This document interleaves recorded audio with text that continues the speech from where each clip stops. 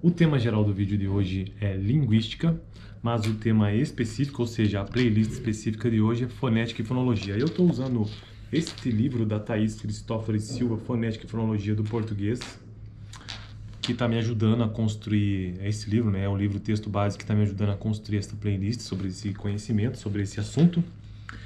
Essa foi uma matéria que eu já tive no curso de letras, porque eu estou atualmente no quarto período dessa faculdade, desse curso, letras, português e inglês, e tive essa matéria em 2022, nós estamos em 2023. E esse foi o livro, foi um dos livros, né, que a gente utilizou na matéria. No vídeo anterior eu tratei sobre ditongo, na verdade fiz 2 vídeos sobre ditongos, e hoje, qual que é o assunto? Qual que é o assunto específico do vídeo? Sílaba. Exatamente. Eu quero ver o que essa autora tem para nos dizer sobre sílaba. E isso é muito importante porque, pelo menos observando, né, o vídeo anterior, que é na sequência, o assunto anterior à sílaba foi ditongo. E ditongo nada mais é do que um encontro vocálico que ocorre dentro de uma mesma sílaba. Então esse era o conceito que eu coloquei lá naquele vídeo, naqueles 2 vídeos sobre ditongo. Daí tem o ditongo crescente e decrescente.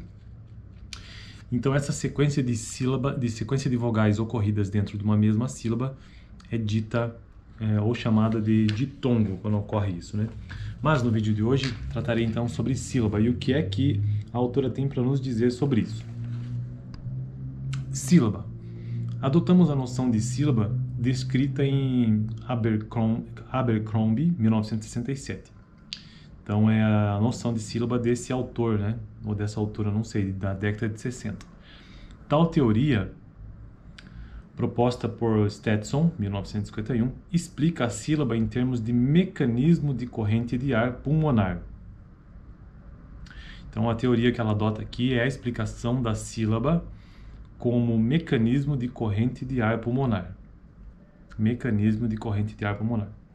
Na produção do mecanismo de corrente de ar pulmonar, o ar não é expelido dos pulmões com uma pressão regular e constante. Vou tomar uma água. De fato, os movimentos de contração e relaxamento dos músculos respiratórios expelem sucessivamente pequenos jatos de ar. Cada contração e cada jato de ar expelido dos pulmões constituem a base de uma sílaba. Cada contração e cada jato de ar expelido dos pulmões constituem a base de uma sílaba. A sílaba é então interpretada como um movimento de força muscular que intensifica-se atingindo um limite máximo. Então é um movimento de força muscular que tem em algum momento uma intensificação em um limite máximo, após o qual ocorrerá a redução progressiva desta força conforme o esquema abaixo. Daí eu vou mostrar isso aqui para vocês. Como eu não edito vídeo, então esses vídeos que eu gravo eu não tenho tempo de editar, então eu não vou conseguir deixar na tela. Mas o esquema é esse aqui, ó. Deixa eu ver se vai aparecer no vídeo. Acho que sim, né? Esse é o esquema de esforço muscular na produção de uma sílaba e o que ocorre, ó, na corrente de ar também, né? Muscular com o trato vocal com a corrente de ar. Então, o que é que tem nesse esquema de esforço muscular e da curva da força silábica? Então, você tem uma espécie de gráfico ali, né? Um esquema, vamos chamar de esquema. Tem o pico ou núcleo da sílaba. Tem a parte periférica de intensificação de força, ou seja, antes de chegar ao máximo de força muscular, e a parte periférica de redução de força. Então ela vai ganhando força, chega ao seu máximo e reduz. Então este é um movimento, segundo esta teoria, na produção de uma sílaba. Temos, portanto, 3 partes na estrutura de uma sílaba. Uma parte nuclear, que é obrigatória, e geralmente é preenchida por um segmento vocálico. Pode ser que um segmento consonantal nasal líquida, L ou não sei qual símbolo é esse, ou S, ocorra nesta posição em determinadas línguas. Então, até aqui, o que ela está nos dizendo é que neste pico ou no núcleo necessariamente precisa ter um segmento vocálico. Ou seja, é preciso ter uma vogal. Tem que ter uma vogal no pico ou no núcleo da sílaba, que é onde ocorre a maior força, o maior esforço muscular. As outras duas partes na estrutura silábica são periféricas, opcionais e são preenchidas por segmentos consonantais. Então, aqui na contração máxima ou no esforço muscular máximo, sempre tem uma vogal, e nas periferias são consoantes. Quando estes segmentos consonantais ocorrem, eles podem apresentar uma ou mais consoantes. Se a sílaba apresentar apenas o segmento vocálico, este preencherá todas as partes da estrutura da sílaba.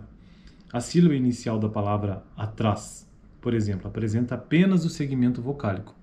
Então, atrás, atrás.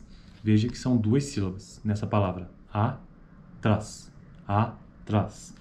E aqui ele está dando um exemplo de que ocorre uma sílaba com apenas uma vogal. A sílaba final da palavra atrás apresenta a parte periférica da esquerda preenchida por duas consoantes, TR. Então, A, que é a primeira sílaba, e a segunda, trás. E são duas consoantes, trás, trás. E ele chama isso de parte periférica de intensificação de força, né? A parte periférica anterior, trás, da segunda sílaba. A parte periférica direita é preenchida pela consoante S, trás, trás.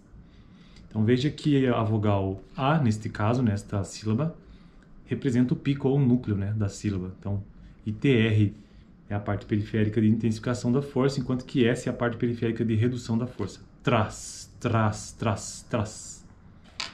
Segmentos consonantais e vocálicos são distribuídos na estrutura silábica das línguas, determinando as palavras bem... Vou repetir isso aqui. Segmentos consonantais e vocálicos são distribuídos na estrutura silábica das línguas, determinando as palavras bem formadas naquela língua e excluindo palavras mal formadas.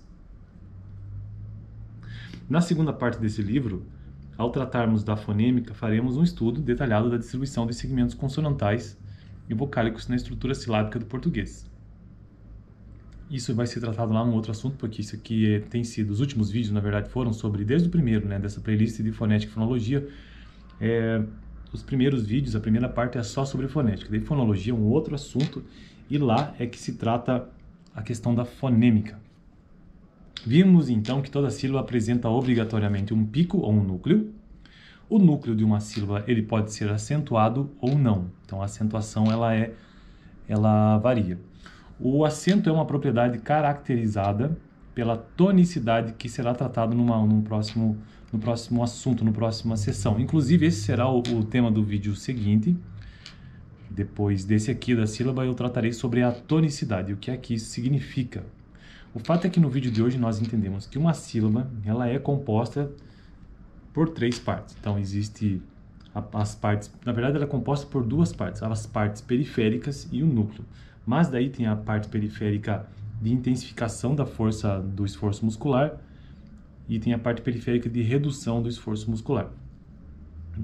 E aí tem o pico ou núcleo que sempre, necessariamente, precisa ter uma vogal.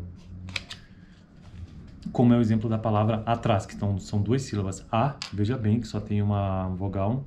E atrás, aí sim, é uma sílaba que tem no seu pico, núcleo, a vogal A, trás, trás. Veja que a força muscular está saindo e até o próprio som maior na vogal, então trás.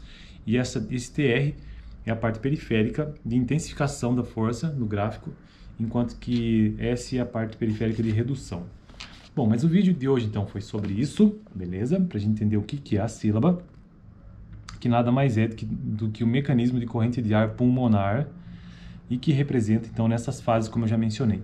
No próximo vídeo, vou tratar sobre a tonicidade. E aqui no final, dá uma olhada nesse vídeo que eu estou deixando aqui em cima, sobre os ditongos. Um dos 2 vídeos que eu gravei sobre isso. Valeu, a gente se vê no próximo vídeo.